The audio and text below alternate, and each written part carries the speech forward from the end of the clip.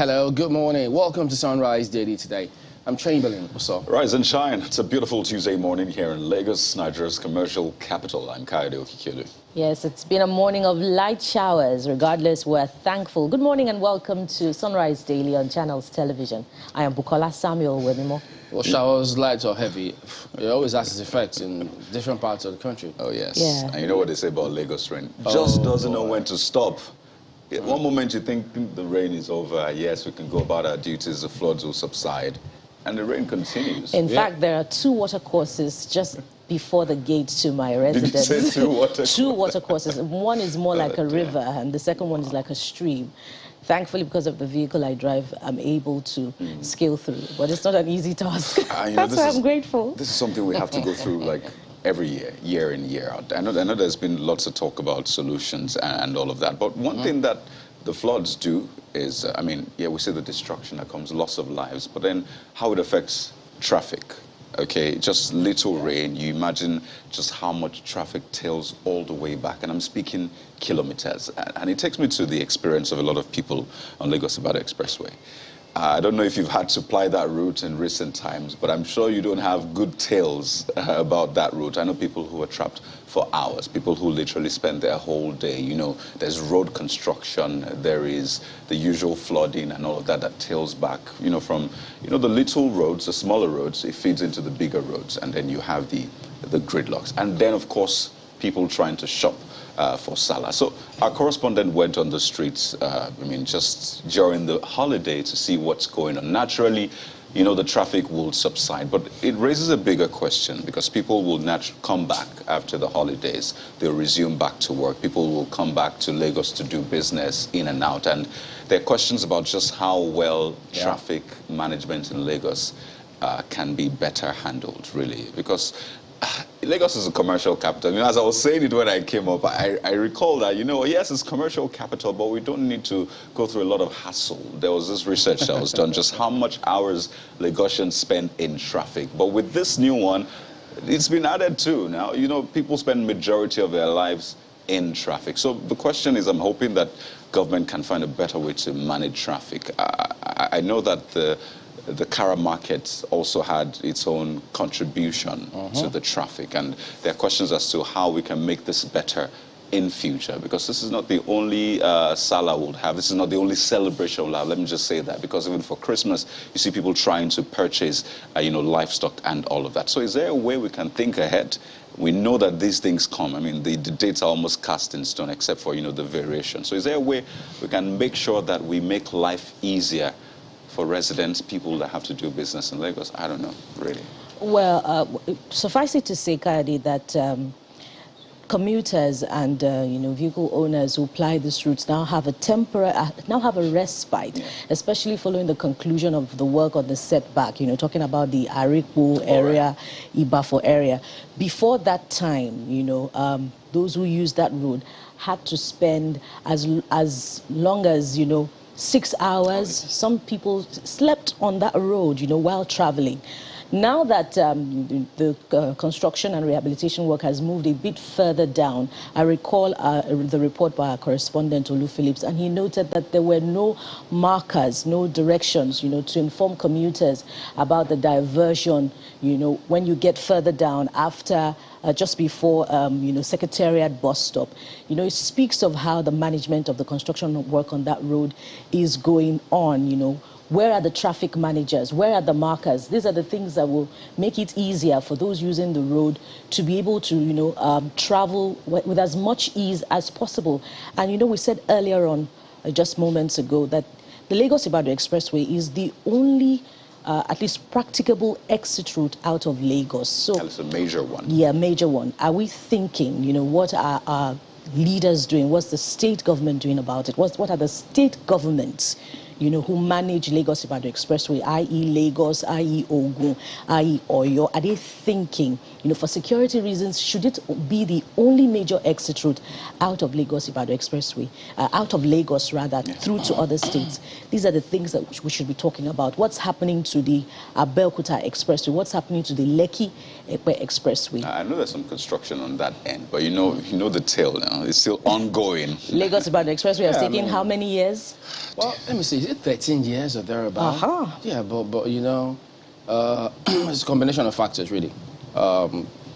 Yes, it's huge. Critically important is the construction going on. Yeah.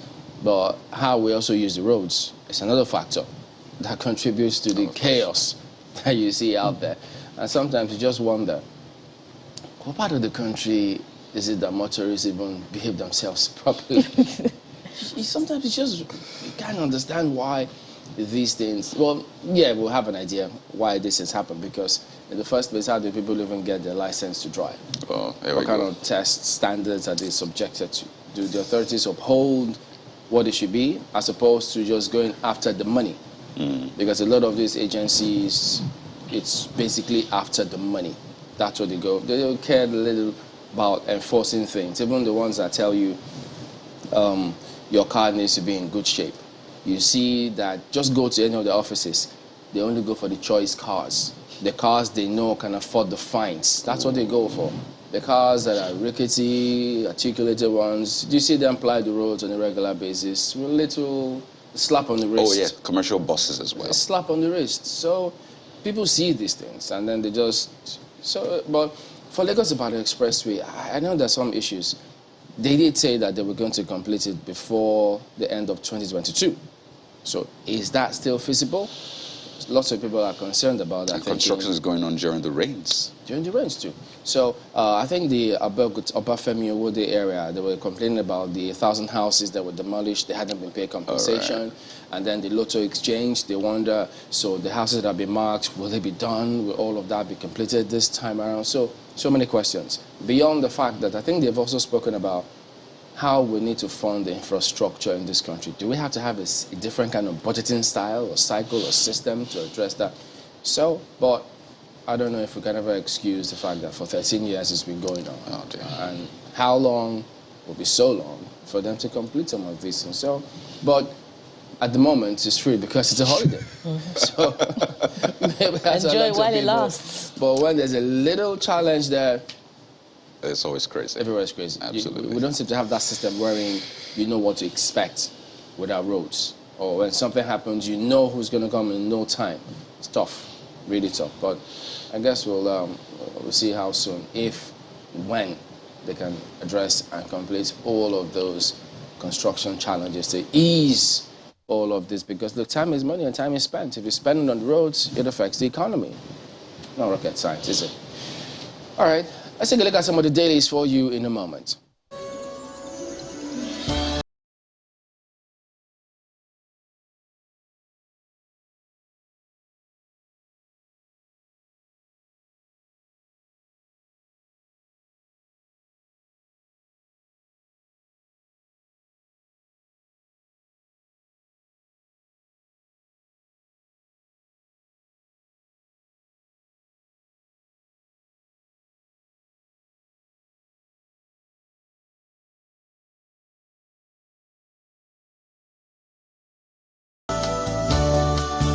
We'll start with New Telegraph. Today, insecurity in Nigeria unprecedented under Buhari.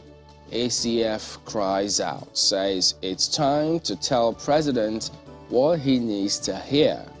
Warns Nigerians' patience not limitless. Expected reshuffle, resignations, prosecution over Kuje attack. Nigeria almost on its knees. So we have all of that right there on the front page. And perhaps following the President's comments yesterday and the press release by Mr. Gabasho, and speaking of which, I mean, look at what you see on the bottom strip there. President frets over ASU's prolonged strike. Asks lecturers to resume duty, continue negotiations. Reiterates he'll retire to Dara in 2023. And you would have thought, okay, what is it that people are missing? I thought ASU had made their points known to all, even the deaf, and you would have thought that, I don't know, you could almost know what ASU and how ASU is going to respond to this. Yeah, of course. So, how is it that they're supposed to resume and continue negotiations? So, who knows? But New Telegraph today. You know, I'm almost spoiled for choice right now. Nice. Which one do I take? But let's go to Daily Trust newspaper. Maybe just off the back of the, security lead on the front page of New Telegraph. Take a look at what the Daily Trust leads with. Experts worry as Nigeria becomes 6th most populous country. Population now 216 million to hit 375 million by 2050. That's according to UN report. Experts warn of dire consequences for country, advocate family planning. And you see, economy unsupportive of implosion. That's according to economists. So that's just different angles for you. So imagine we're grappling with insecurity, and then we have a population, or at least our population is growing at what some have described as, it's not sustainable. You could have dragged the thought right out of my mind, because morbid as it may seem, the insecurity is practically responsible for a lot of deaths. In spite of that, the population is growing, and then, the high migration rate. So, these contradicting factors, so to speak, make me wonder how it is that the population growth rate is what experts say it is. And you know what I find quite curious? For a lot of the countries that have, that the population seems to be increasing unsustainably, they're not the richest economies. So I wonder, how would you sustain this population rather? For Nigeria, we're saying that our revenues are dwindling. We're borrowing, we're not even making up for the... And then our population keeps increasing. I'm wondering, why? Is this time to have a conversation? I saw family planning there, and I thought to myself, really, is this a conversation we need to have or we're ready to have? But it's right there for us. People have been talking about that for several years, but we just don't want to face up with the real issues. I think many of our leaders prefer to skate around it and be politically correct and not to address the issues, as though we will be the first country to be faced with this kind of challenges and then come up with a policy to address it. Because economic issues, the facts, the figures, you can't politicize all of those. You can't religionize all of those kind of issues, because they are what they are. If you don't plan, your population is exploding, your economy cannot sustain it, there's only one outcome. That's it. Yeah. So I'm really hoping this is something they can chew on and decisively tackle it. Yesterday was World Population Day, and I'm hoping that would have an effect. And under the pictorial you see that I think breaks down the population, it's been tough. I'm eager to go. Buhari. Yeah, that got a lot of people talking yesterday, the president's statement. And I know, sir, you still have a couple of months to go, and there's a lot of work to be done. So I don't imagine that... eager to go right now? Well, maybe after, when the term elapses. But, the message and the way it hits people is that, we have a lot of work on our hands. Wait a minute. So I imagine Mr. he's not President, trying to pass that message. You worked vigorously for it. I can't resist saying this. Made 3 attempts, and eventually it fell on your laps. One would have thought that Mr. President would want an extra 4 years. But now, less than a year down the line, he's in a hurry to go. Excuse me? Well, I think he's always known to make, jocular statements, and how people receive it is another thing entirely. But this one, especially right now, I don't know. There's just different angles. That's what you think about it, really. Putting that statement in context. I was talking about it. They'll interpret it differently. Yeah. Some will think, okay, if the president is eager to go, it means he's winding down. Well, it should be, actually, because this term is ended. It means perhaps you may not necessarily see the same figure as to when you came in, as to now. So, especially when you consider that the job of the president requires humongous responsibility. Absolutely. Something that you must think through before you take it on. Well, maybe there's a cabinet, so he expects them to keep the flag flying. All right. They can't be eager to go themselves. Of course. Some of them just started anyway, so that's the Daily Trust newspaper. Okay, from the Daily Trust newspapers, let's take a very quick look at the Nigerian Tribune. The Nigerian Tribune this morning leads with a story that has to do with the economy. Nigeria lost 4.2 trillion naira crude oil revenue in 6 months. That's a Nigerian Tribune investigation for you. Let's take a look at the riders. Fails to meet OPEC quota consecutively for 6 months. Federal government blames oil theft on vandalism. Looks like we're not going to stop talking about this. The blame game? The blame game and the crude oil theft. Whoever is responsible will be making a killing, considering the figure and considering the price of crude oil in the international almost market. Earning more than the country. I mean, if you're making 4.2 trillion, you're like a nation on your own. I mean, coming to it's goodness. And we shouldn't even be talking about unsustainable population if these funds can be well managed. 4.2 trillion naira. What's the size of the budget of Benin Republic? Well, I think we'll find out. Let's look at some other stories. Wow. Below the picture, the main picture on the front page of the Nigerian Tribune, we used US jets, British intelligence to eliminate ISWAP leader.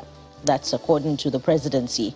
And just beneath that, you find 11 killed as bandits invade farms in Zamfara community.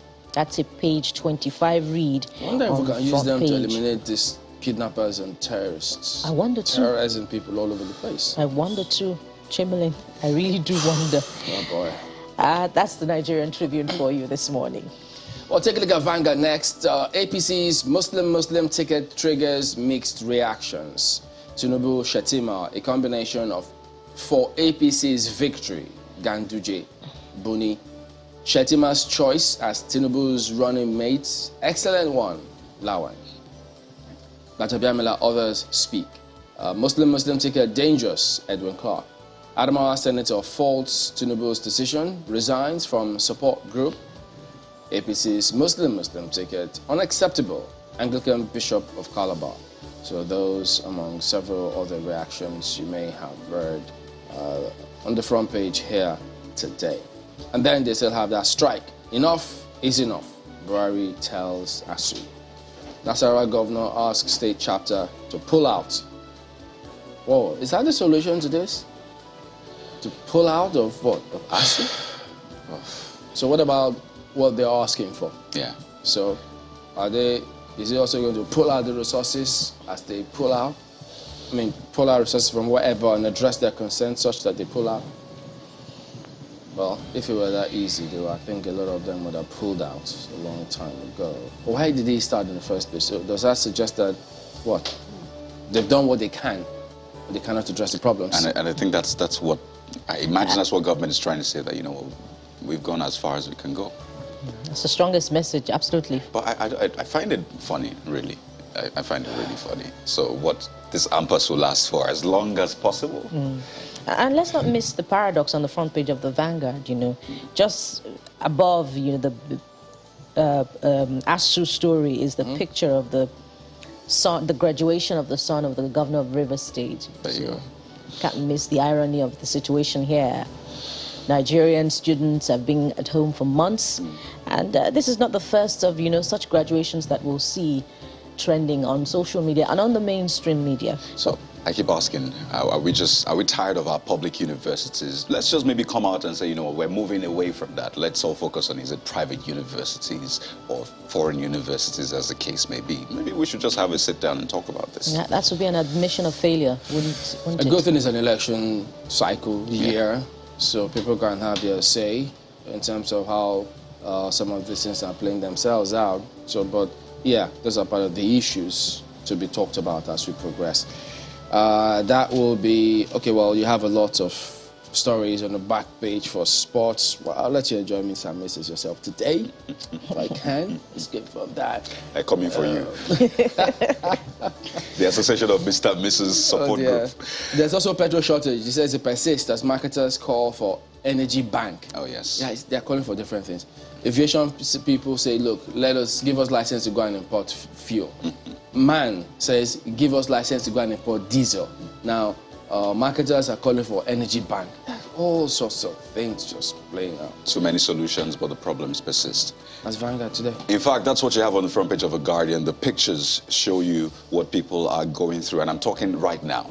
just yesterday I was on the road late into the night, you could see queues. That also contributes to some of the traffic we see on the roads here in Lagos particularly. So you see pictures, a black market operator helping a customer fill his tank in Lekki, Lagos, and then another fuel queue in Abule Egba. And I thought, you know what?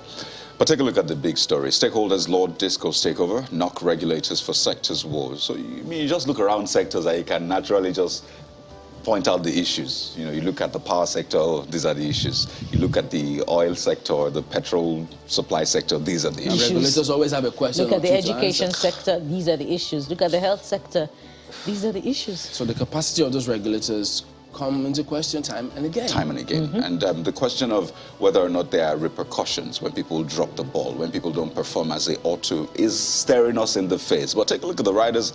Power supply won't progress without takeover of Discos, the poor Gencos.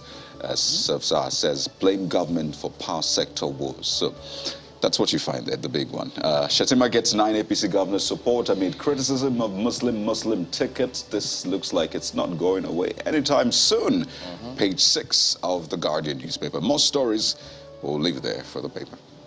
Have we taken the leadership newspapers? Not yet. Okay, so let's take a very quick look at the leadership newspapers. And it chooses to go the way of politics this morning with its big story. It has been very tough for me as president. That's Mr. President. Let's look at the one beneath that. APC defends choice of Shettima as Tinubu's running mate. What are the writers saying? Says it has thrown PDP off balance. Really? Are you getting that sense of the PDP being thrown off balance? Well, we'll find out in the coming days, won't we? Okay, so sympathizes with opposition over political agony. Progressive governors accept Ashiwaju's pick. Lawan, Buni, Omoagege, others pledge support. What has Tinubu done in team selection? That's Bishop Kuka. That would be very interesting to find out, especially Bishop Kuka's thoughts. So but that's a page 4 read. Yes, what Tinubu has done is team selection. Okay. Bishop Kuka's thoughts, yes. That's attributed to Bishop Kuka. A few more stories before we exit leadership. Salah, apprehension as hoodlums lay siege to Ilorin. Kuje jailbreak, 2 wanted terrorists rearrested in FCT and Niger. That should be Niger, not Niger. That's the leadership newspapers this morning.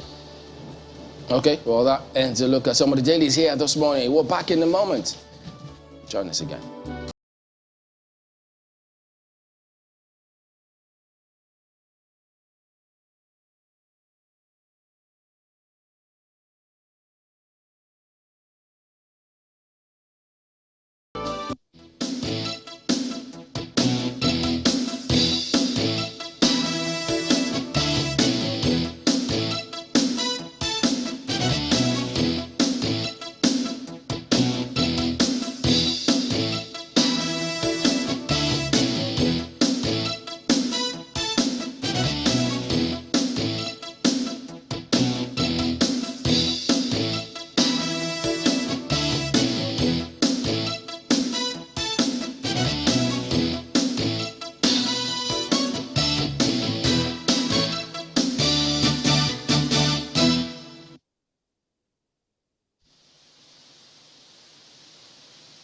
Governors under the All Progressives Congress are the latest guests in the country home of President Muhammadu Buhari in Daura, Katsina State.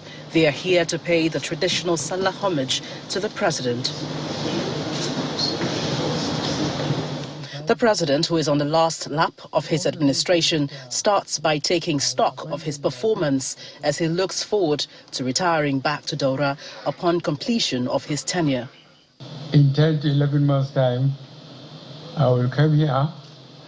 It's so far away from everywhere that people should leave me alone. I have a better house in Kaduna, but Kaduna is too close to Abuja for me. After I leave office, I will come here.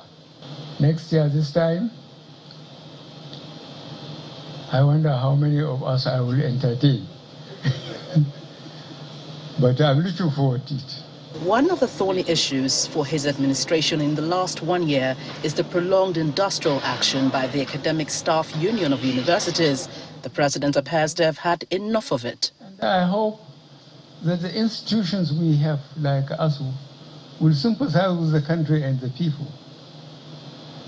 There's nothing wrong with showing the government and the leadership that you don't like what they are doing. But enough is enough. Don't hurt the next generation, for goodness sake. So those of you who have friends that are teachers and influential or even not influential, please persuade them to go back to classes. 9 of the governors, led by Governor Atiku Bagudu of Kebbi State, are meeting with the president 24 hours after the party's presidential candidate, Asiwaju Bola Ahmed Tinubu, named former governor of Borno State, Senator Kashim Shettima, as his running mate. The governors pledged to ensure that the party emerges victorious at the 2023 general election. The members of this forum would like to assure you that we'll work very, very hard to ensure the success of our party. We have all reasons to work hard, and we are confident that with what you have helped us achieve in Nigeria, we have a great story to tell. After the meeting, the governors react to the emergence of Senator Shettima as the party's vice presidential candidate. Kashim Shettima is one of Nigeria's finest, and we believe he brings a lot of value to the presidential ticket. So we are quite pleased, and we pray that his formidable capacity will complement the capacity, the well-known capacity, formidable indeed himself, of our presidential flag bearer. The governors are optimistic of winning this Saturday's governorship election in Osun State.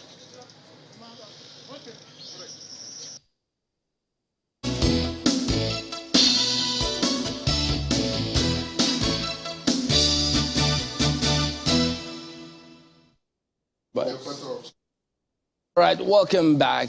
Yes, those are the issues we'll discuss, and perhaps a lot more. We've got 2 gentlemen joining us this morning to weigh in on that subject matter.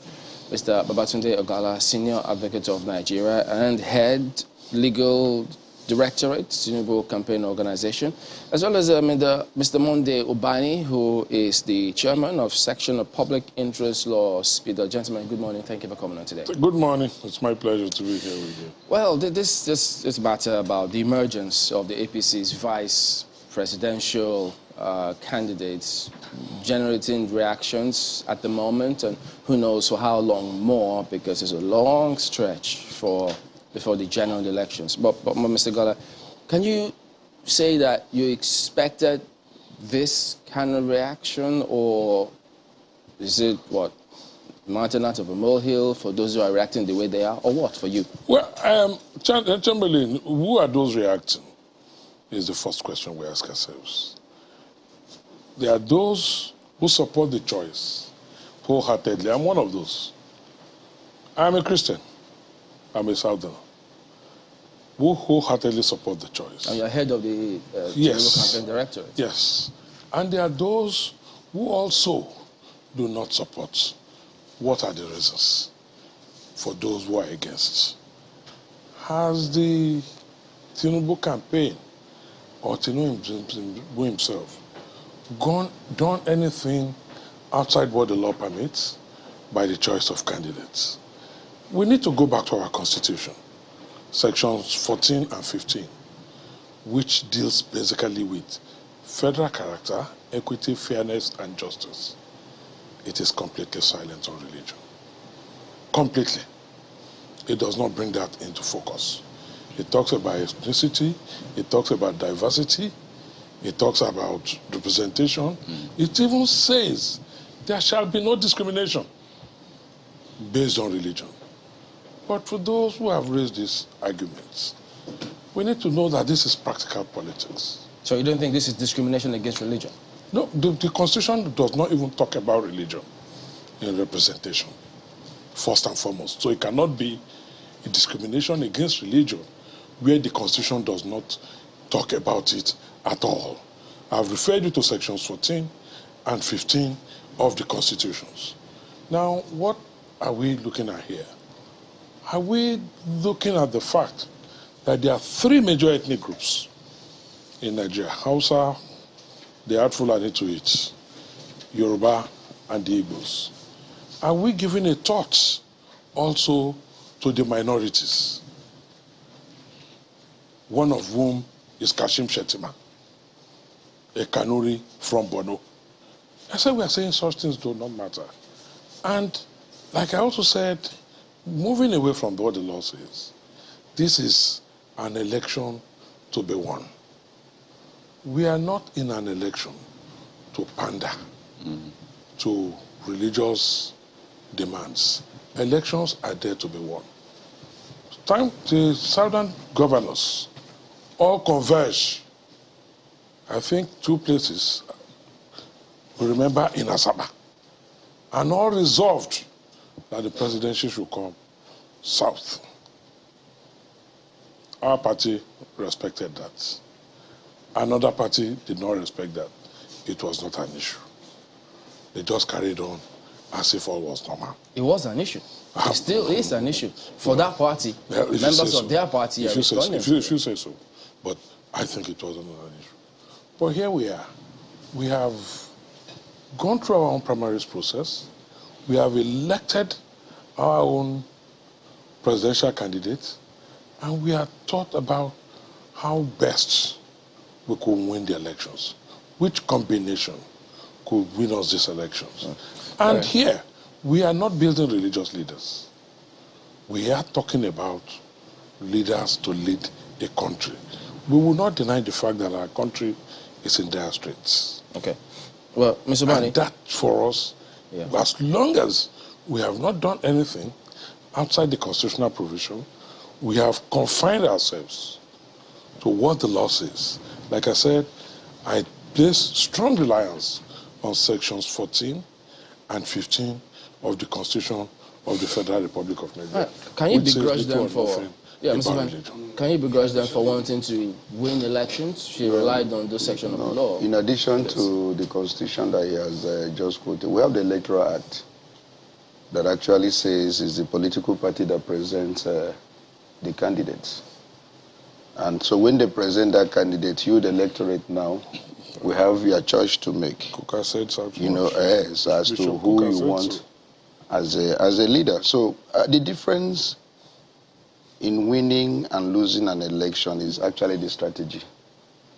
And so APC and Bola Ahmed Tinubu has come up with their own strategy, that the best thing for him is winnability, getting the candidate that actually will help him to win an election in choosing the Muslim ticket. I think the electorate now, we have also a choice as to whether they will agree with that or they will disagree with that. That is actually the position. But we should elevate this argument beyond this issue of Muslim tickets so that it doesn't portray us as being politically naive. You know, we are not, politically advanced. Why should we be talking about religion, in this 21st century? Why we should be talking about competence, capacity, and the reality of driving the economy, which is actually the argument of advanced countries when they present their candidate. People are looking at what are the antecedents, what can they, bring to bear in terms of good governance,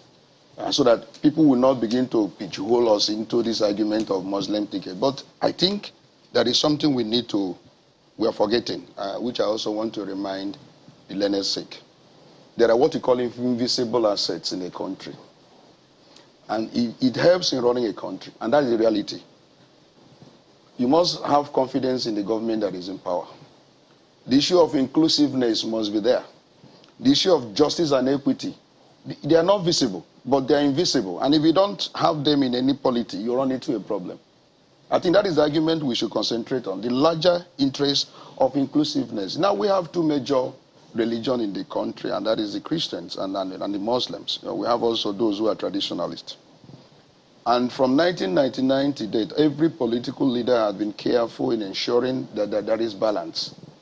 Obasanjo, when he came in, he chose a northerner who happens to be a Muslim to be his vice. The same thing with Yaradua. The same thing with Jonathan. The same thing with present president, that's Buhari himself. And even Ahmed Bola Tinubu, while in Oyo, was it Oyo or Ogun State recently, said that there was this issue of clamor for Muslim ticket, but he felt that it was wrong. He had to bring in a Christian in order to, to balance it. He said so. That was in 2015. So what has actually changed in 2023 that we're now going to have a Muslim ticket, and we're now saying it does not really matter. I'm talking about invisible asset in a country where you have this perception that whenever any decision will be taken concerning my interest, there is somebody there to speak on my behalf. It's a perception. So are you suggesting that Yes. him saying it Yes. then, Yes. you expect that will apply in all circumstances? I expect that consistency should be the watchword. If you say like in 2015, it wasn't feasible for us as a nation. And we are now where we are as a nation where... He says it is now. Yeah, where we have the consciousness of these, our fault lines. I mean, the issue of religion has been accentuated. There is that consciousness. 1993, it wasn't there. But now it has been, the consciousness is there by the current reality. And somebody now says it does not matter. The Nigerian electorate have a choice. Exactly. That is Ultimately. No, ultimately. But Mr. Bani, you said that we're in dire straits. That Yes. what are those challenges Nigeria is facing now? Because we just say time and again. What are those challenges specifically? Our challenges are many. I mean, when this government was coming into power, I was part of those that, really advocated for them. And part of the thing they promised was the issue of insecurity, the issue of dealing with the economy, the issue of fighting corruption. Now, let's take these three items. Let's not even go further. And then begin to examine them critically and see whether this government have actually fulfilled those promises they made with regards to those. We're more, I mean, you talk about insecurity. Somebody mentioned it in the paper you just read now. We are not secured in the nation. And you know it almost everywhere. There is nowhere that is safe in the country. So if you now read this government critically and fairly, can you say that this government has actually succeeded in securing our lives and property? So this choice, yes. this Muslim Yes. ticket, how does it affect the challenges we're facing? Does it improve on it, or does it make it? That's what I'm trying to link. Yes. That. The truth of the matter is that we are more divided than we were in the 60s, 70s, 80s. And anyone who is going to recruit whoever is going to be his vice or the type of leadership we deserve must be very careful in balancing the equation. It's very, very decent. But as I said earlier, it's their choice. The reality on ground today is that Nigerians have choices to make. By virtue of the fact that in 1993 we are decreed into two political parties, NRC and SDP. But today there are larger parties, and we have presidential candidates that have emerged from all these all these parties. So Nigerians now have a choice to make. So if a political party by their strategy choose to run Christian ticket, Muslim ticket, Nigeria also has the right to say, look, we don't like this or we like this. Well, Senior so Advocate, that is the issue. I'd like you to elucidate on this. A lot of people don't understand the workings of political parties, how you see things, okay? I mean, sitting out here, I might imagine that this is how you should go about it, but inside your party, seeing the figures, seeing the trends, you know why you do what you do. So in terms of choosing a Muslim vice presidential candidate, I know it's been said that it's to win elections, but help us understand it, because there's a talk about, Muslim voters in the north, how this will help your party get more votes. So help us understand that point better. I will borrow from my brother, my chairman, Obani. He has said invisible assets, and I'll borrow that, and I adopt that. These visible and invisible assets are extremely wide. He has focused more on inclusiveness because of on religious grounds. Who is giving a thought to inclusiveness of the minorities? A Kanuri, that Shetima is. And coming back to your question. Are there no Christian Kanuris? Pardon me? Are there no Christian Kanuris? Excuse me. You chose religion. I chose minority. I'm not choosing religion. No, because when you reduce this to Christian Kanuris rather than Kanuri, I focus on Kanuri. It's just a question. I focus on Kanuri. They are Christian Fulanis. They are Christian, even Igbos. I mean, they are Muslim Igbos. Meaning they are Christian Kanuris. They are Christians and they are Muslims in all the ethnic groups in Nigeria. But what are the assets? Is it more of an asset, capacity, and above all, can he deliver the votes? What we need are the votes.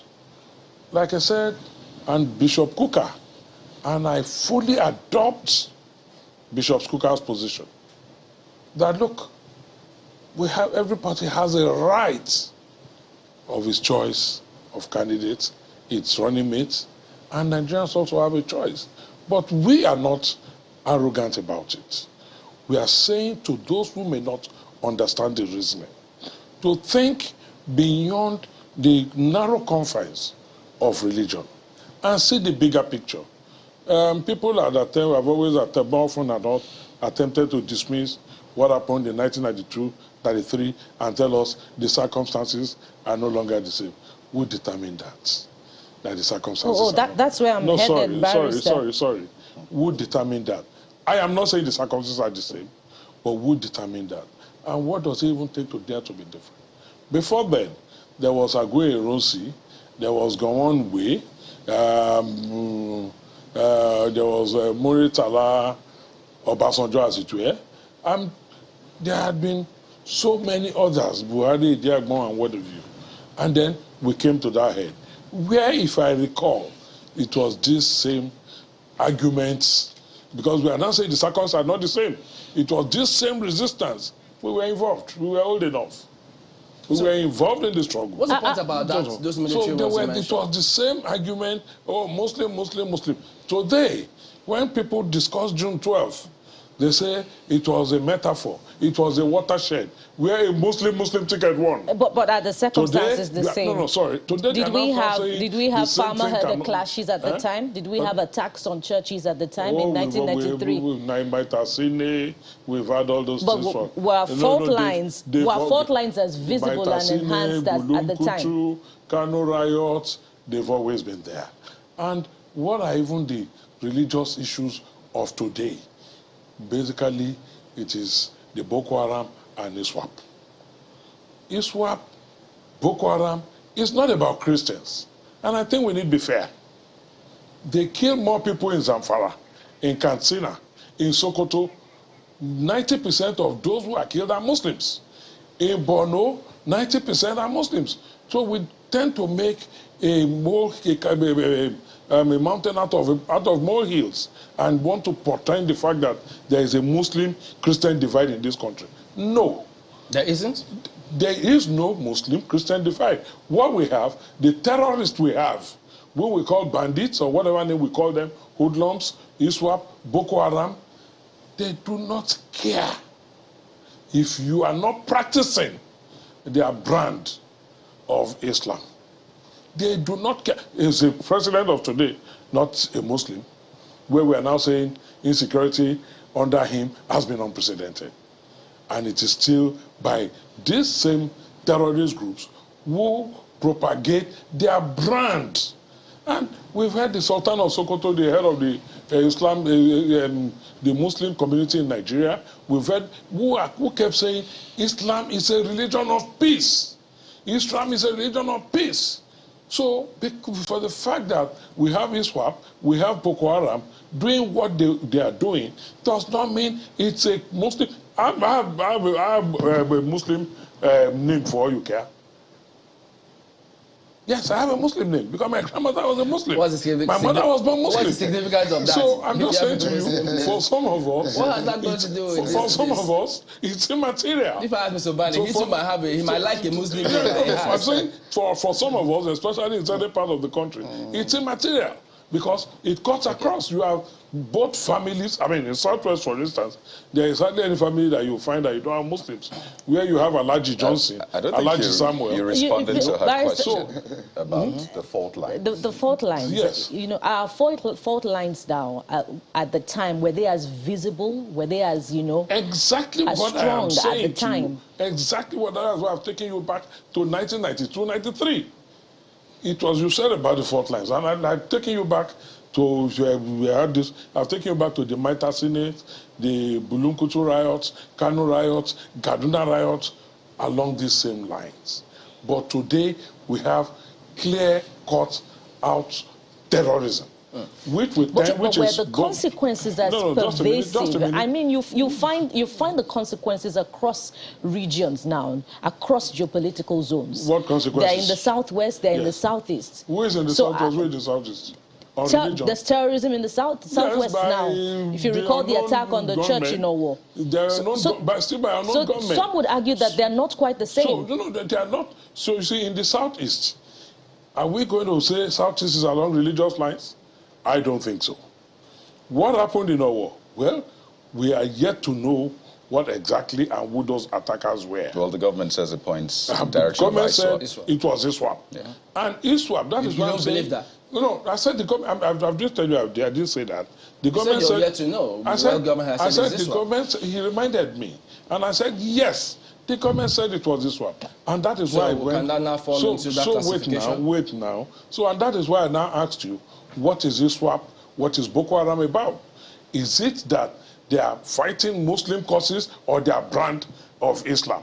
And that is why I gave you examples. And I said 90%, if not more, of those being killed, attacked by ISWAP and Boko Haram are people of the other faith. They are Muslims in Sokoto, in Katsina, in Zamfara, in Borno, Yobe, Adamawa. The statistics are 90%. 90. Which we are the Muslims, we are the Christians in Katsina. There are Christians in southern Kaduna. I didn't say, I said 90. There are Christians in Taraba as well. Said, yes, in my opinion. Of those who are killed. Who are killed in Sokoto, Zamfara. So not necessarily. So it's not factual.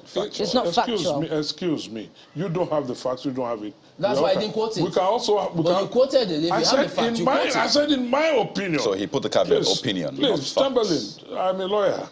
And I'm speaking in English. It's not controversial. In my opinion. So if you go to Katsina, you go to Sokoto, you go to Zamfara, you go to Borno, you go to Yobe, where there's terrorism. And I said terrorism. Okay. Rather than, I don't want to prepare for us to now put terrorism under a religion, Christian, okay, Muslim but you can't use that opinion that is not factual to make your point. It's not factual. You will just respect my opinion. You can fault it. Absolutely, we respect it, but it's not factual. You have to respect it, but you can fault it with superior arguments. And I will consider. So is it the thing you have not given any. So I said, in my opinion, 90% of those killed in Katsina, Sokoto, Zamfara. I chose what I chose. Even up to Niger, are largely Muslims. And ISWAP and Boko Haram are not fighting. You know the challenge here. Let's come back to. But let us not if you can weigh in on that one, because I mean I don't know how opinions can be superseded. No, the point is that I don't have the statistics, but according to him, the factual situation going by his own, he used the word factual. He said it's on his opinion. Okay, opinion is that a majority of those who are killed in Sokoto, Katsina, Zamfara, Borno, Yobe. But as I said earlier, I don't want us to reduce this to this. Let's go beyond. Thank you. Recruitment process of leadership, an issue of our unity, which our leaders tell us is not negotiable.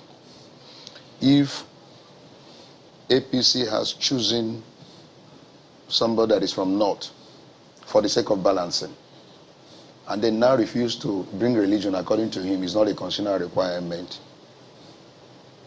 As I said earlier, it's their choice. But the argument I hear from some of those who are very close to the Tinubu camp is that it's about winning election. Thank you. And they said, if you choose a Christian from the North, that the majority of the Muslims in the North will not vote for that candidate. So, I'm coming. That is their position. That's not our position. No. You see, we will come here on television and we lie to ourselves. You know, listen to the leader. He said he prefer competence, capability, meaning that there is no single APC Northern Christian that is capable.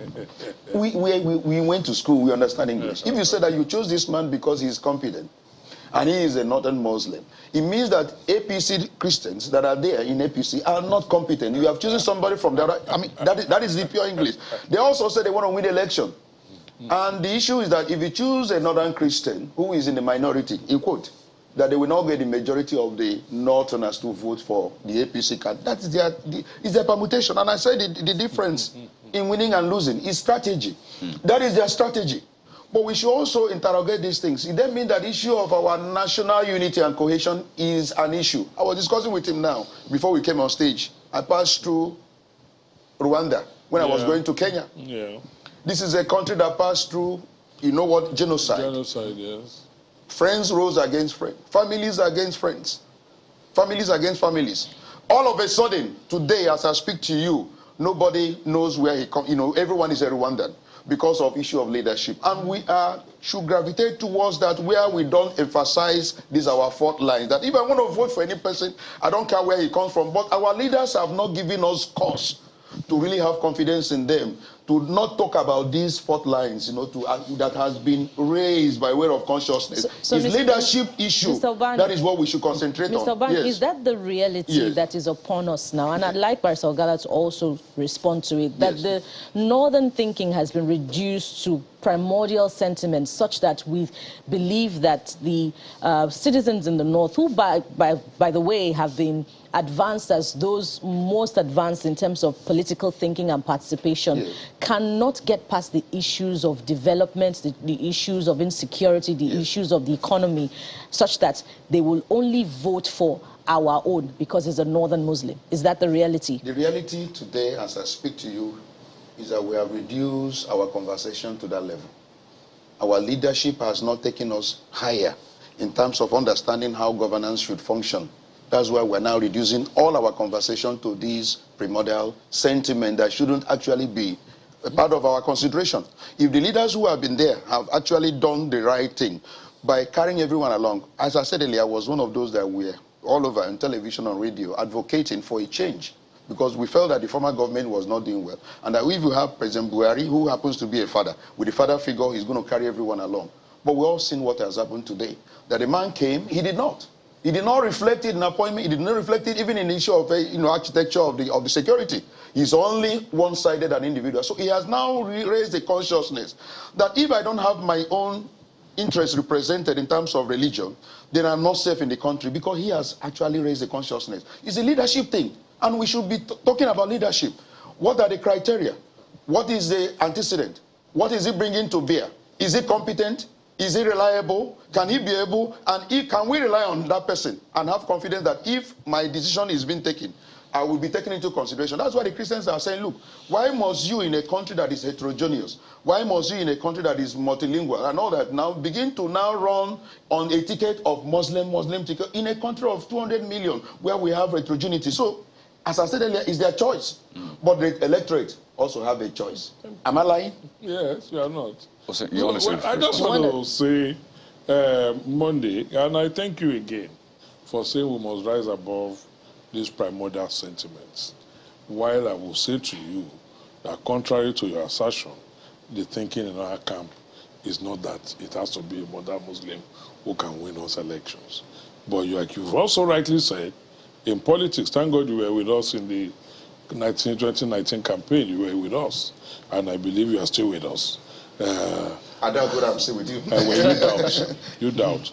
Yeah. So, but like you said, we must rise above and look at competence. And then that is where we now reduce what is at play to these two gentlemen that we are throwing up. A Tinubu of Lagos, what do we use to look at their competence, to measure their outlook, to see if they can foster unity? You now go back to their backgrounds. And that is what, for me, is key.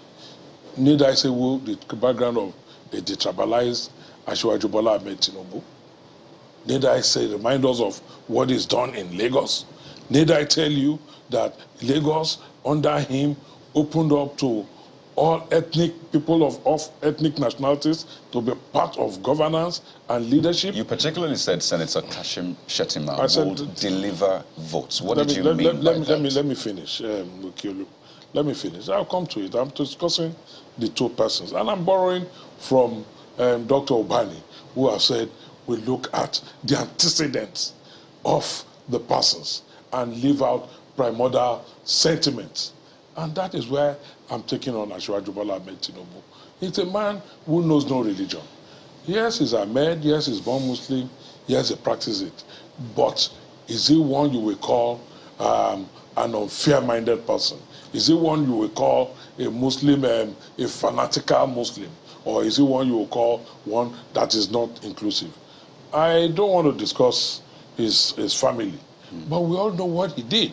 That even in the Lagos, under him as governor, the Christian fold would forever be proud of him because he promoted. Today, they still have their annual Thanksgiving service, which is Christian. We don't have any equivalent of it. This conversation essentially is about the running mate. I get what you're doing. Then we go to Shettima. Exactly. I'm coming to it.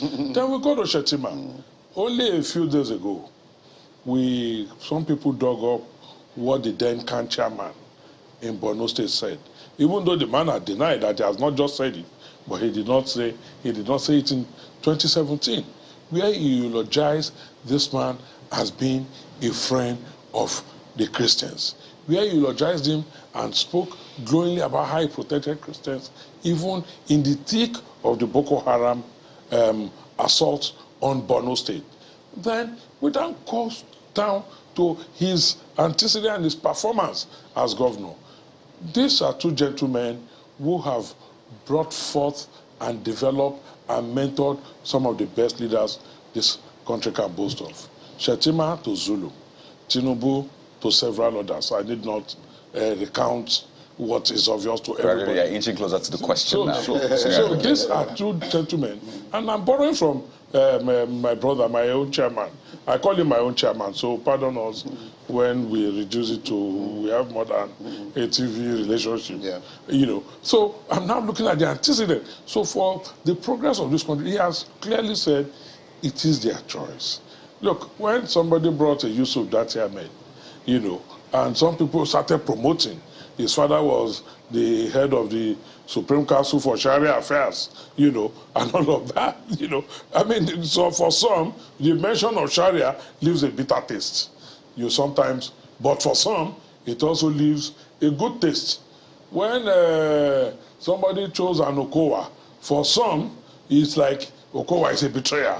Because we have collectively agreed. We're due for breaking about 2 minutes. I need you to answer that question. When you said that Senator Kashim Shettima would deliver the votes, oh yes, what did you mean by that? I mean that he is a popular being amongst the electorate.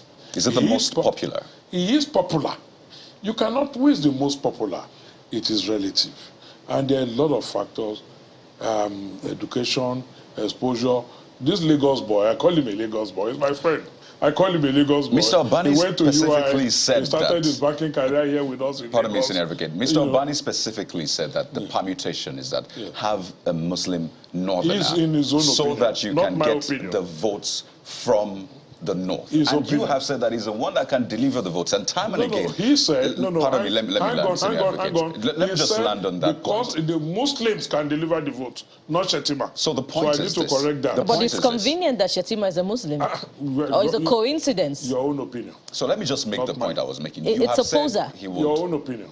You have said he will deliver the points. I just want us to lay the cards on the table. You've said that, I mean, you guys do your permutations. Let's be honest, it's about winning elections. Oh, yes. I don't think there's any reason to shy. Popular candidates. Exactly. I don't think there's any reason to shy away from it. I know you're trying to be careful around this, but lay the cards on the table, and I think people will appreciate that. What I'm saying to you, Okikiolu, is the consideration of Kashim is because of who Kashim is and not the faith he professes. All right, so that's the difference. In pre-2015, I mean, we all heard that statement, that speech in Abeokuta when the presidential candidate of your party now, he was an aspirant and was talking about what played up in the build-up to the election, and how he had to step back to allow Pastor Yemi Osinbajo to become the vice president. And he made a statement saying that he did not want the party to break at that point, because he said that some people were beginning campaign of calumny. Let me land, senior advocate. So the point is this: he didn't want the party to break because it looked like if he had gone Muslim, the party was going to break. But now we have a country at stake, not just a party. He stepped back because he thought, don't let me break the party. But now there's been agitations. We'll take comments from Pa Edwin Clark, you know, senior advocates of Nigeria, prominent Nigerians who have come up against this. I know you said you agree with Bishop Hooker because it seems to be something that goes with you. But don't you think the unity of this nation is even more important than the unity of your party? I'll take you back to 2015. Is that yes or no? So, no, I mean, you will not ask a lawyer yes or no. You know, why is it hard to say yes or no? You know I would never say that. I mean, I won't just tell you, you've gone on a long speech and you say, is that yes or no? No, now. Is it hard to be forthright saying yes or no? No wise man will do that. And they say yes or no. No wise man will. So wise men aren't simple with their responses. Not when you've gone on a 2-3 minutes discussion and you say man should say yes or no in 1 second.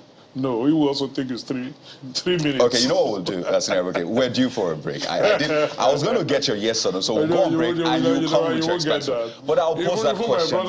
I'll pose that question again because it's important to lay the cards on the table. Yes or no, so please, gentlemen, stay with us. We're back in a moment with this conversation. We're focusing on the issues beyond all the sentiments. We'll be back. Stay with us.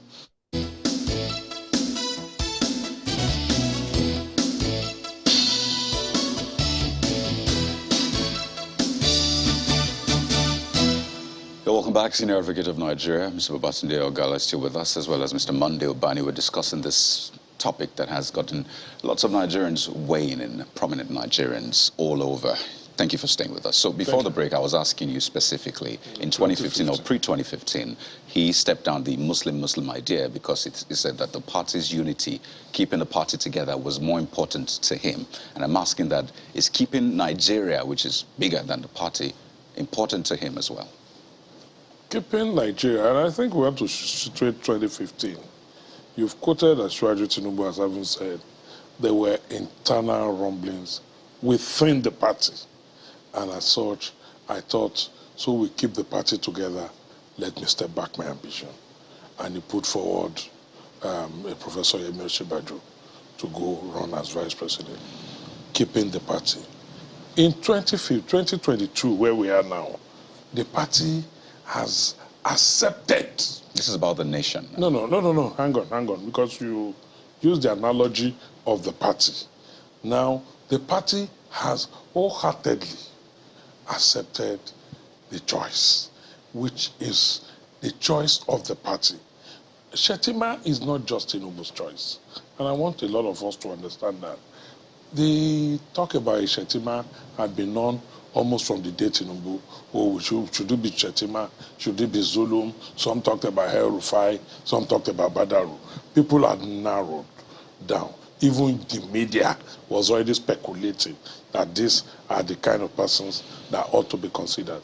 Now, you now talk about the agitations in the nation.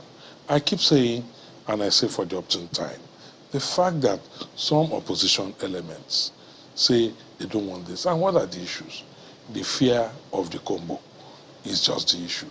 Masari was picked some weeks back, who eventually withdrew. When Masari was picked, nobody raised eyebrow because they thought, oh, Masari, that one is no threat, Ibrahim Masari. Then came Shettima. They see a bigger threat. So what is next to do? Spin something around religion. Spin something around Muslim. Like Magnus Abe just said, is it about leadership, offering leadership to the country, or offering religious leadership? What exactly are the issues? If it's about, and that is why I've bothered to go into the antecedents of the two men, which is what should be key. We want to keep the country together. Will this break the country? I think not. Like I said, I'm a Christian. My brother Obani is a Christian, and there are many other Christians who support this decision. So notwithstanding what you've heard from Khan, what you've heard from prominent Nigerians? Our party had zoned the presidency to the south. And the northern governors collectively fought a battle to make that president. Don't forget, at some point, some persons came up and said a certain northerner from the northeast was going to be the candidate. And these northern governors, at that point, nobody was thinking of their religion. So is this payback for the northern governors? Hang on. No, is this payback for the northern governors? Excuse me. Well, Senior Advocate, you're sidestepping the question. You are just raising a question in the midst of my explanation. No, you went to something else. No. My question was whether or not you think that this will divide or keep the nation together. It cannot divide the country. Good. So you've answered the question. Now, is this payback for the northern governors? It is not payback. The northern governors collectively, the southern governors had taken their own resolution earlier let's that bring him it should be south. The northern governors collectively. And when it came to the choice of a deputy, we must also differ. This is our intra-party issue. And I emphasize that intra-party, like 2015 was intra-party. There is some level of disgruntledness within the APC itself. Some people have resigned. Only one? Not only one. Who else? Buala? No, not only Buala. My brother Buala. There are so many of them also who are really expressing their grievance over this particular choice.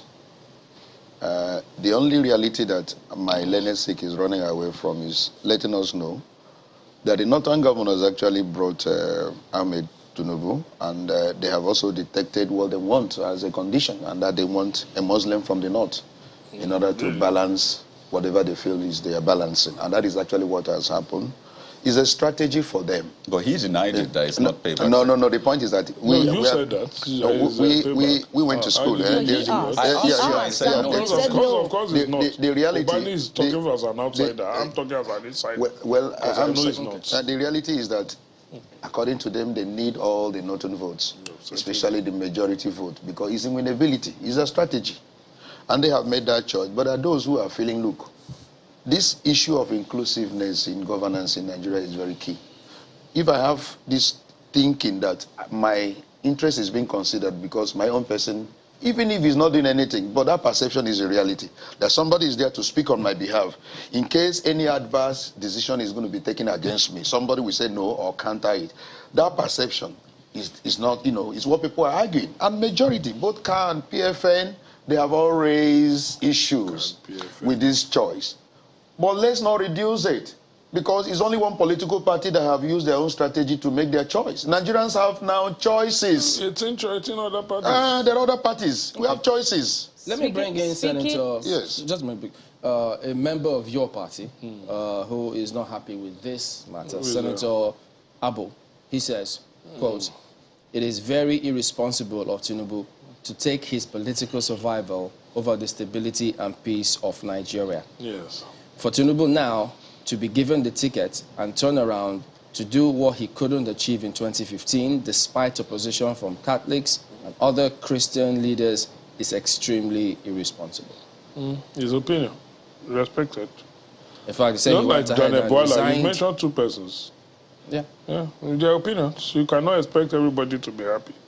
There are even, I can tell you for free, even as much as some are saying, Muslim, there are even some within the Muslim circles who even say it's own brand of Muslim or the other. There are also others who aspired to also be considered, who might also be aggrieved. And in any contestation, you would certainly have people who will be aggrieved. But like I was chatting with somebody, and he said they were trying to demean Daniel Buala, and I said, no. Buala is a valuable member of our party. He's not an asset we want to throw away. But at the heat of the moment, this is only a 48-hour thing, there will be people who will be aggrieved. In fact, if you had picked any other person, there will also be persons who will find fault. He also said that, because he's a member of a party, I don't know when that discussion held. He says, quote, "We sat down in Abuja and strategized that we concluded that Tinubu, should not take a Muslim as running mate. He threw away the reports. My conscience will not allow me to campaign for Tinubu. I'm a member of CAN. I cannot deny CAN. I remain in APC, but I will take the survival of my country first over political considerations." Well, I don't know where they sat down. He and who sat down. It's extremely difficult for me, because I hate to discuss my own party members, but I know Senator Abo didn't sit down anywhere with us on strategy. I'm an integral part of that campaign. Senator Abo, of course, remember Senator Abo only 3 years ago was elected on PDP and joined us. We did not sit down anywhere. And because if that is being quoted, with all respect to the distinguished senator, I do not recall we sitting down anywhere to dictate that he has to be either a Christian, atheist, traditionalist, or Muslim vice president. So I don't know who Senator Abo sat down with. But again, like I said, between him and then Buala, who are the two ranking members of our party. But Buala is my direct colleague and a man I have a lot of respect for. As National Legal Advisor, as Director of the legal team, is a good resource that I wouldn't want to lose. They have every right to feel the way they feel. So you're not pausing to consider some of the issues raised? You're not pausing to say, okay, let's listen to these people. What are the issues? So it's not a wholehearted party decision? I am saying to you that these are resource persons. If I'm saying we want to get back to them, we need to assuage them, that tells you I'm also conscious of what their grievances are.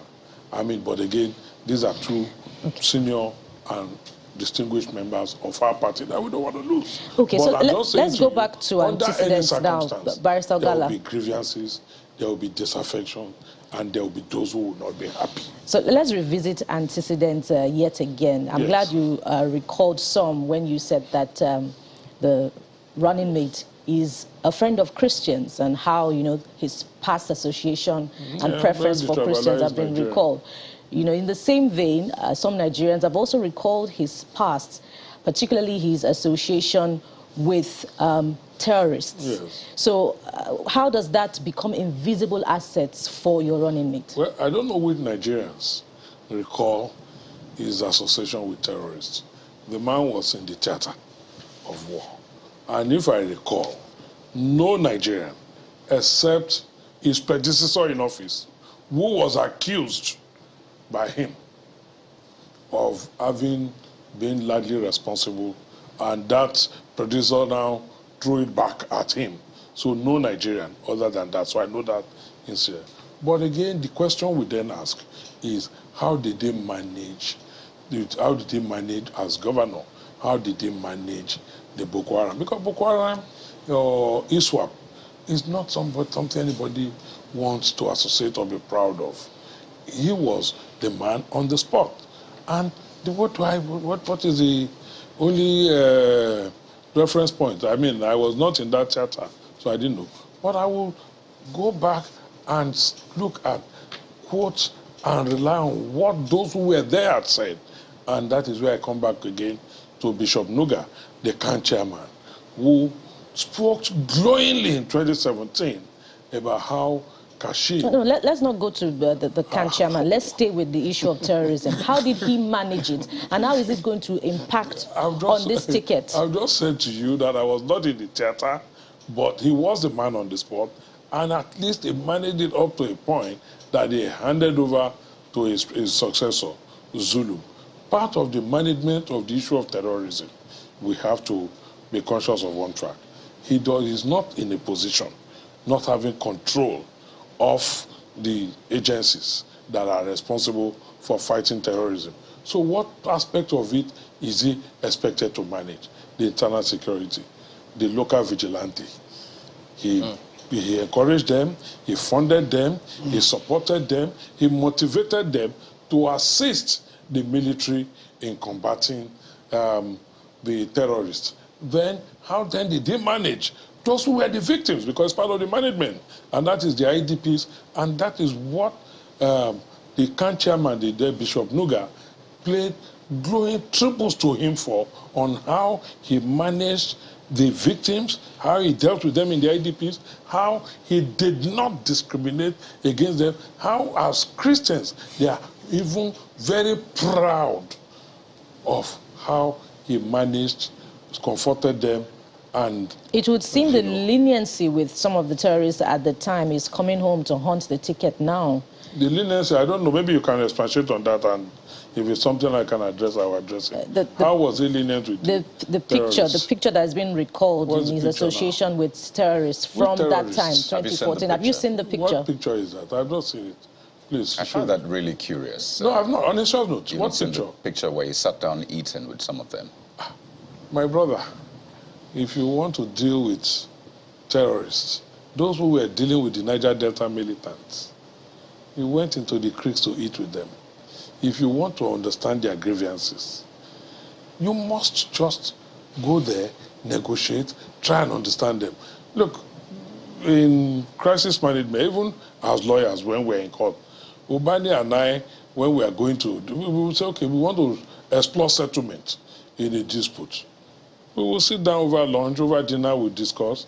Well, if we cannot agree, in the morning we are back to our fireworks in court. You know what I just realized? So what I will say to you about him associating or being seen with terrorists is going to have discussions with them, wanting to appeal to them. The government is continuously doing that. The government had always tried to. Even in the public statement, you still appeal to them to drop their hands because the collateral damage is more. Mr. Ogala, have appeals worked? If you think about where we are now, have the appeals worked? That is why it's an all-out war against them now. All right. When the appeals failed. Okay, just a minute, Mr. Bani. I mean, you say that, yes, it's their choice. The party has that right. So does that then mean that those who disagree with it should just ignore it and then wait for when they can make their votes count? I tell you this, when the issue of choice of vice presidential candidate was on the table, a lot of people, really advised that for the sake of the unity of this nation, adequate consideration must be taken into issue of balancing. And I think that was also the reason why it took time. They now, manufactured what they call placeholder. Somebody was placed there temporarily in order for them to do wider consultations. And at the end of it all, we keep on hearing that it's going to be Muslim ticket. That was uproar. People were saying, no, we can't, go back. In the light of certain things that are being revealed, if you listen to those people who have been kidnapped recently, and when they come out of captivity, their deal, they recount their deal. You keep on hearing this story. I don't know whether it's true, but the Bishop of Umahia said it, that these people are saying, look, we will take over Nigeria. We're in the bush of the southwest. We're in the bush in the east. We will take over the country. So if you begin to hear things like that, then it raises the consciousness of every electorate. Look, who are going to be our leaders in 2023? We dare take into cognizance my own fate also. When certain persons are threatening that they will take over Nigeria. And this is reality. Don't run away from it. And it took time. Bola himself took time before he came up with this particular decision. But as I said earlier, there are people who feel aggrieved. Yes. That this choice does not reflect the current reality, that this particular person and party is sensitive to the unity of this country, to the grievance of, even if you consider them minority, even if it's 10%. Because even in American election, the minority, the blacks are taken into cognizance, even in their permutation. Did you actually take a major religious group in the country into permutation in this your choice? How will it augur for you as a political party? But I think the electorate have a choice to make in this regard. It boils down to that all in analysis. But let me tell you this. We must begin to look at the issue of unity of this nation, whether we want to be together, and some of the factors that should actually accentuate it. Part of which is, let's forget the issue of religion. That whosoever becomes a leader must carry everyone along. That kind of leadership is what we desire. And the moment we get it in this country, nobody will begin to do whether you are Igbo or Hausa. I don't care where anyone comes from. If I can get good infrastructural development in the country, 24 hours of light, good road, train system, then I enter my airport, I see airport that, I feel so happy about. When you are coming back from abroad, look at international airport, whether Moritala or Azikiwe, do you feel proud being in Nigeria and having such an airport? So I want leadership that can transform this country, no matter where it comes from. But then, for now, the reality on ground is that if you want to make a choice, try to reflect the balance. In MBA, let me just say this story. In MBA, we're winding down. We decided that 3 regions must be taken into consideration. We divided it. At any time it comes to the southeast, Within the minority, they choose who's going to be the president. The same thing with the North. It's going to the North now. So it is a situation we have really looked at as a nation and said, let's now take into consideration the balancing. And that is what is playing out in NBA. Why is it that we are not doing it in the nation? Even though it's not in the constitution of Nigeria. Sorry? Even though that rotation is not in the constitution. Even though it's not about the issue of the directive principle of state policy. Yes, it's in the NBA. It's in the NBA constitution. You put it there now. Yeah, it's there. That when it comes to the North, the Northerners will choose who their president is, and we vote. The same thing with East and Other. Why can't we be realistic about this nation, knowing fully well our heterogeneity and then our diversity? Well, Senior Advocate, pardon me, it's been said that those who support this notion, all out for it, are those who stand to benefit from this government or have benefited from either the candidate or the party as a whole. Is that true for you? That those who have benefited, who are supporting this Muslim ticket, are those who either stand to benefit from if they become president, vice president, or those who have benefited from the party structure or the candidate. Is that true for you? Your opinion, it cannot be true for me. So it's not true for you. You've just said I'm a senior advocate. This candidature did not make me a senior advocate. It cannot take it away.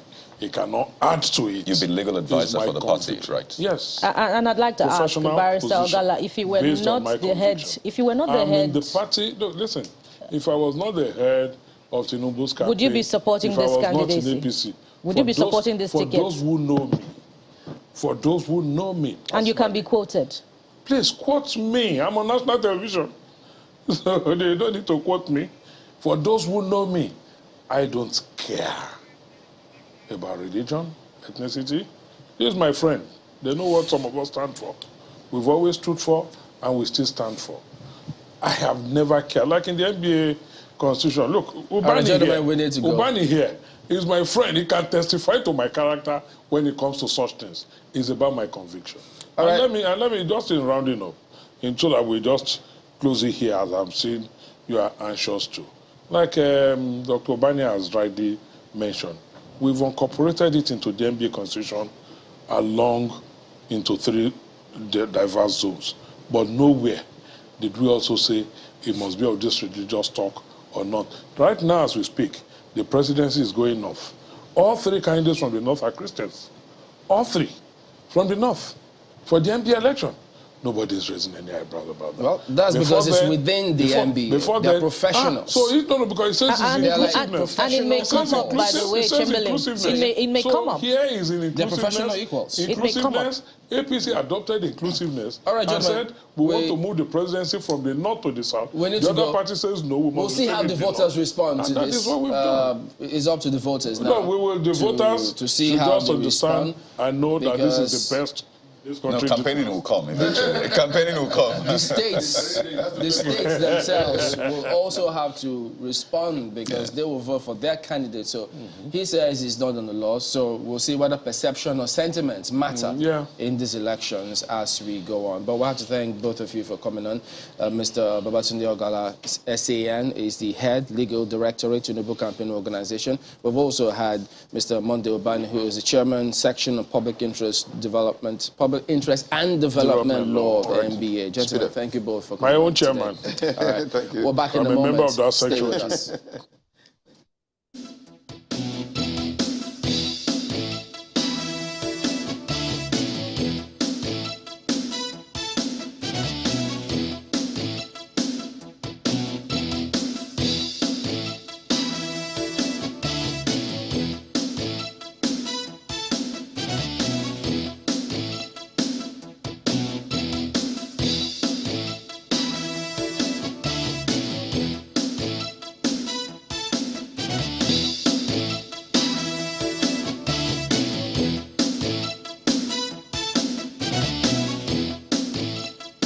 Welcome back. As you've seen there, we've got Mr. Bayo Atoyebi joining us next. He's a former acting director general of the National Broadcasting Commission. He's also former executive secretary, Nigerian Press Council. He's a retired broadcast journalist. Good morning, and thank you for joining us today on the program. Now, thank you for having me. Yeah, this conversation about the bill, the broadcast regulation bill, which is going on at the moment. So tell us, for you, do you think that there is a need for broadcast professionals to regulate themselves? It is not a broadcast professional bill. The bill is to establish a professional society for broadcasters. And this is where people are mixing the issues up. The intention, this started about in the early 1980s. It was started during the time of Engineer Shingol Wige and my respected senior boss, Engineer Vincent Maduka. Mr. Toby, I understand what the bill is about. I'm asking, do you think that there is a need for the professionals in that industry to regulate themselves? Well, the nature of broadcasting as determined in Nigeria today is such that the code of the Nigerian Broadcasting Code is an instrument of self-regulation. Why? Broadcasters gather every 4 years and determine how the do's and don'ts of the industry. So in the Nigeria Broadcasting Code, you have an instrument of self-regulation. But the difference between that and the Society of Nigerian Broadcasters is that you are going to have a professional society, a society of broadcasters that will determine the ethical requirements of broadcasting. So basically, broadcasters regulate themselves in the sense that they are guided by the Nigeria Broadcasting Code. Before they go on the air, they know the do's and don'ts of broadcasting. And I was emphasizing the fact that this is agreed upon by a college of broadcasters, licensees who own radio and television across the country, industry stakeholders, including lecturers and all that. At the last time when the code was reviewed, for instance, in Kano, Mr. John Mombo was one of those who attended, representing Channels Television. And every 4 years, the code is reviewed. So the industry agrees that these are going to be the set rules that we use to regulate the industry. So there is already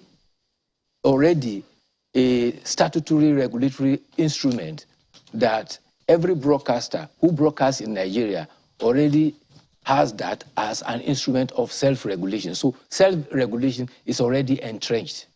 But the difference between that and the Society of Nigerian Broadcasters is that you have a conclave of people, professionals, those serving, those who have retired, are brought together on an umbrella of professionalism.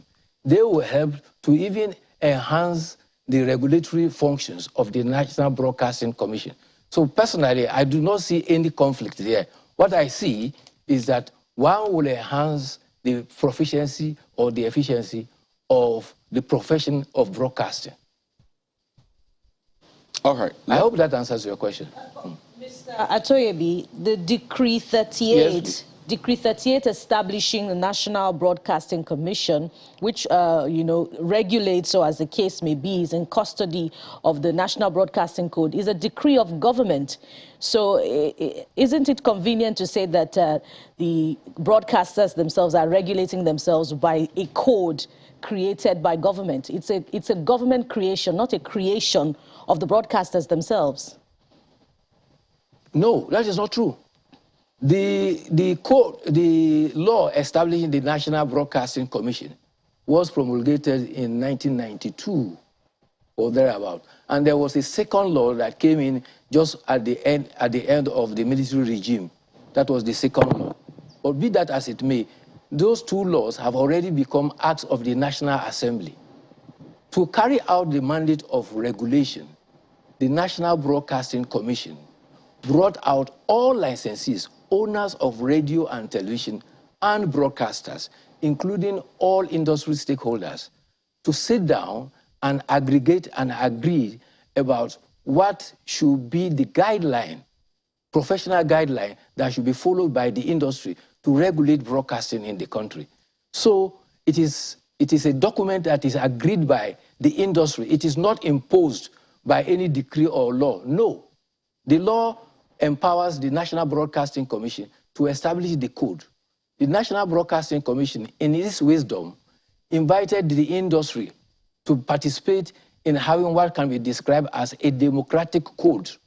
Professionals gathering together to determine how and what should be the guide for operators in the industry. The National Broadcasting Commission. Commission. The Nigerian Broadcasting Code. And the National Broadcasting Commission is an agency of government. Yes, of course, it is established by government. So broadcasters gather together as supervised by government, even though they agree. It's not supervised by government. Even though they agree no, it to. Is not supervised even by though government. they agree to the codes that have been aggregated, it is under the supervision yes. of the National Broadcasting Commission, which is an agency of government. Yes. So they're not actually self-regulating.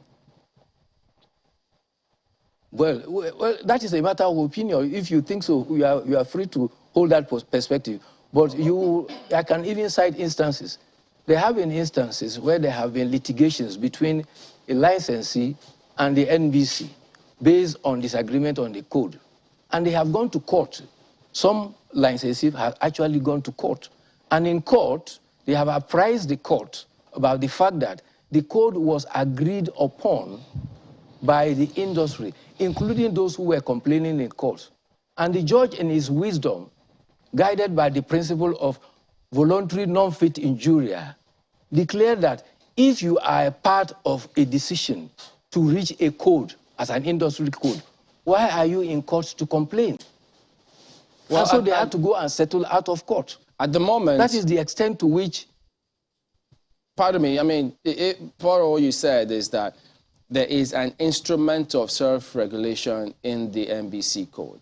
And you've also said a moment ago that government invites broadcasters for certain things. Now, the media is supposed to hold government accountable. So it's good. Yes. I mean, you heard Professor Heredia's submission that that is not an ideal situation where government agency is inviting the media because they have, the NBC code has, according to what you said, an instrument of self-regulation. Now, what people seek here is for the professionals in the industry to self-regulate. Yeah. And government has no business regulating the professional practice to the extent that even sometimes there's a thin line between the editorial functions of those organizations and the role of the NBC. So now, Prof.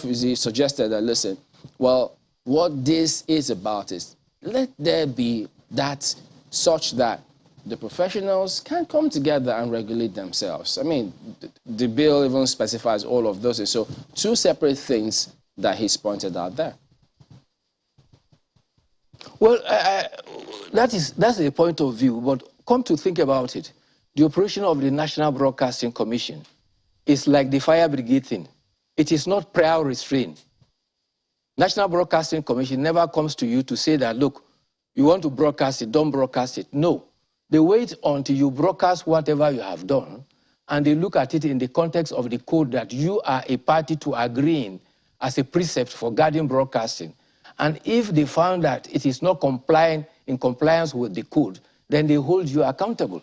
So there's no element of government intrusion about professional broadcasters not being allowed to do their job the way they know best. And I think you probably just made one of the points, pardon me, I think you just made one of the points, really, which is why wait until those infractions are committed? Why not have a proper regulation? Now, there's the broadcast organizations, okay, that that licenses are given to, and then there's the practice itself, the broadcasters, and I think that's what Prof was also trying to say, that this is not about regulating the system, but regulating the practice. And I was reading through some of the memos submitted, one of them by the NTA, quite interesting content, saying as a matter of deep concern, in as much as Nigeria can have the NBA, the Pharmaceutical Society of Nigeria, Nigeria Society of Engineers, ICANN, and the rest. In the same vein, regulating the practice so that we don't have these infractions. In fact, it pointed out to the fact that, you know what, the profession might be pushed into dire straits if the practice itself is not regulated. And that point you also made. So to that extent, is it that the NBC is saying there is no need for this bill altogether? Or you're saying that, well, there's some areas that we need tweaking?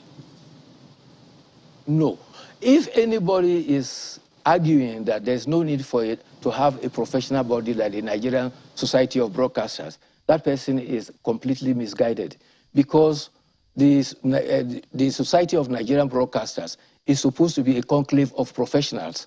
And in that professionals, you have an assemblage of experts, including broadcasters themselves, including broadcast administrators, including engineers, including advertisers. And these are the various dimensions that come together, the various cooks that come together to provide a broadcast meal who do not necessarily spoil the broth. So the society establishes and can make available expert advice for the industry. And that is the essence of the Society of Nigerian Broadcasters.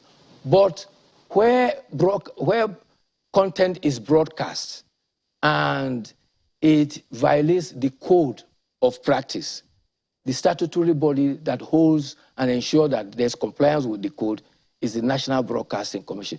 These are two separate things. In fact, if we have an effective Society of Nigerian Broadcasters, it will go a long way to helping the function of the Nigerian Broadcasting Commission, in the sense that, for instance, where you have a board of the National Broadcasting Commission, where you have politicians appointed into the board, the Nigerian Society of Broadcasters can advise government that that is not the right thing to do. Just to be clear, well, pardon me, just to be clear, so you're saying indeed you support having the NSB, Nigerian Society of Broadcasters, for the regulation of the practice. But I think what you have a challenge with is you're saying that government should then decide the kind of punishment, right? Is that what you're saying?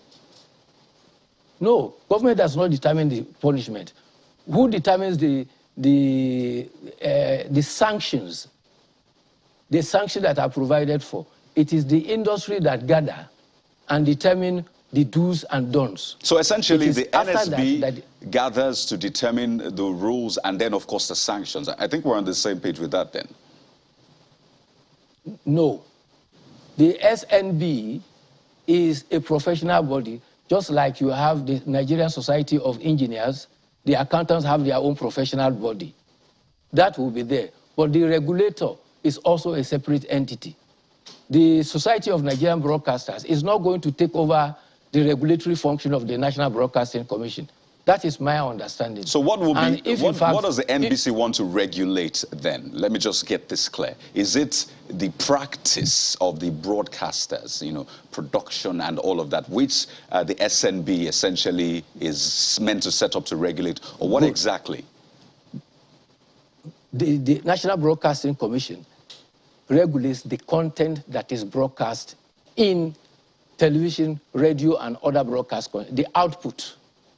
So government essentially wants to regulate or keep regulating the content. So how then would you have a media that can hold government accountable, that can help our democracy to grow? I know there's another clause that the NBC is asking, saying that, you know, you need to get permission from the NBC to set up the institute. And again, it raises the question, how can we have a media that can hold government accountable?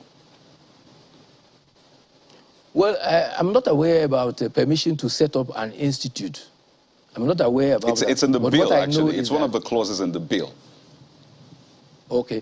What I know is that from the inception of the bill and the intendment of the bill, as I followed it since it started in the early 80s, and it has gone through about 3 levels of stages before eventually Mr. Segun Olaleye, who was the last secretary of the Broadcasting Organization of Nigeria, was able to put the bill together for the National Assembly. And the intendment was to have a conclave of professional broadcasters that will serve patently to do what is described in the bill as ethical regulation of broadcasting. The statutory regulation of broadcasting is left for the National Broadcasting Commission. That is my understanding of the demarcation between the two. Let me take this, part of this memo that was submitted by the NC as well, saying that yes, the NBC is vested with the sole responsibility of regulating the activities of broadcasting organizations and establishments in Nigeria by ensuring that they transmit programs in conformity with the Nigeria Broadcasting Code. But it is not part of the Commission's functions to regulate the quality of the content builders. That's essentially broadcasting personnel, saying the lack of existence of a body to regulate the quality of persons in broadcasting profession has been impacting negatively on the effectiveness of even the NBC itself. So paints a picture that this is meant to complement, you know, the work that NBC is doing. So to that extent, with that clarity, would you then say, okay, let's work together to have this? Thank you. That is it. It's complementary because, for instance, I was going to give an illustration that every 4 years, at the end of every election cycle, you go to the state broadcast organization, you find out that politics intrudes into broadcasting to the extent that there's always a very heavy turnover of chief executive of broadcasters, because when a political party comes, the tendency is that they do away with the chief executive and bring people who they think will do their bidding. Currently, as we are facing in the nation, you have a chief executive of a government media who is also a chieftain of a political party. In an ideal situation, for a media that is supposed to be neutral to all political parties, you couldn't and should not have somebody who is in partisan interest heading such a media. These are the nuances that compromises the neutrality of the media, especially when it comes to political activities. And it is a society of Nigerian broadcasters that can shield the industry and the profession from such intrusions by advising government critically about some of the things they cannot do. In other words, would you then say that the way forward will be such that the Society of Nigerian Broadcasters can come together, the bill can be passed, they can regulate the quality, the professional ethics, the content, and the sanctions for those professional conduct, while the NBC can stick with the technical quality, ensure that the licensing, people are broadcasting within the code specification of their limits and not to exceed that, while professionals regulate themselves and government stay within that context of the technicality, such that people don't see government regulating the professionals such that it's difficult for the media to carry out their responsibility of holding government accountable. You see, in an ideal situation, if the Society of Nigerian Broadcasters were well-grounded and well-founded, and they had the resources, they could establish for themselves the regulatory body itself. But the situation is such that they have not even started, they don't have the resources. And that is the genesis of it. Because if you go back, it was as far back as when the National Mass Communication Policy was being looked at in the early 90s, that the whole idea of establishing a regulatory body for broadcasting and for print, newspaper print was mooted. Okay, and because we need to wind down. Pardon me for this, because there are several analogies where people have suggested that, look, they've seen different professions, the NJC, they see how they perform their roles, they don't breathe down the neck of the professional practitioners. So the same thing can happen with the media. After all, they're professionals themselves. So NBC, stick to certain aspects. Let the professionals who go to school, who study this, who are in day-to-day operations, administer themselves. They can administer themselves, while the NBC also limit themselves to that function. So they can have a handshake on this, can't they? They can, but if you recall, during the introduction to this program here, it was mentioned that with the advent of deregulation, you now have a few professionals spread thin, and you have greenhorns coming into the industry, and several things that are very unprofessional are finding their way onto the airwaves. It is some of these things that the Society of Nigerian Broadcasters can help correct by providing training and better orientation. It will go a long way to make the regulatory job of the National Broadcasting Commission a lot more easy. And so, to my mind, and I still want to argue that, they will go a long way rather than competing to complement one another. And it is for the better of the industry. All right. Because the industry will now... Okay, such that at least regulation is clearly different from censorship. Those are the things that they need to advance. So the National Broadcasting Commission censoring the media. No, the National Broadcasting Commission does not censor. Censorship is prior to publication. What the National Broadcasting Commission does function. is similar. Yeah. It's, okay, it's Mr. similar Tilebi, to fire brigade. we'll keep going. I'm afraid we're out of time with this one. So I guess we'll look for another time how we can look at these issues a lot more so that all groups can understand thank you very themselves much, and see how they can work together yes. and ensure that professional things are done. Thank you very much indeed, Mr. I think it Barrier. is good. Thank you very much. It's good for the industry if they can work together. Yes. Okay. All right. So we'll get some comments. Let's run through it. Henry says Nigerians are being distracted by pedestrian issues, leaving the weightier matters of survival. Let's engage all the candidates and running mates on what they'll do with unmanageable population in Nigeria. Absolutely. Why has the national population policy not been implemented? Very quickly, Brown Ugu says APC stalwarts are obviously displaying insincerity in their dispositions. Nigeria is diverse and heterogeneous. Even more now, would the Muslims be okay with an all-Christian ticket? I very strongly doubt. The Shatima choice of APC was a self-destructive strategy. Strong one there. Oh, Ejike says, our problem is inconsistency in the leadership recruitment criteria. We either choose based on merit and competence or religion, ethnicity, and regional bias. We cannot mix and match, as this will lead to confusion. I suggest we go with merit and competence. Bit late in the day, isn't it? Well, that's the show anyway. It's quite late. We have to run. Thank you for joining us. I'm Kayode Okikelu. I am Bukola Samuel Webimo. Thank you for watching. I'm Train Belunuso. Goodbye.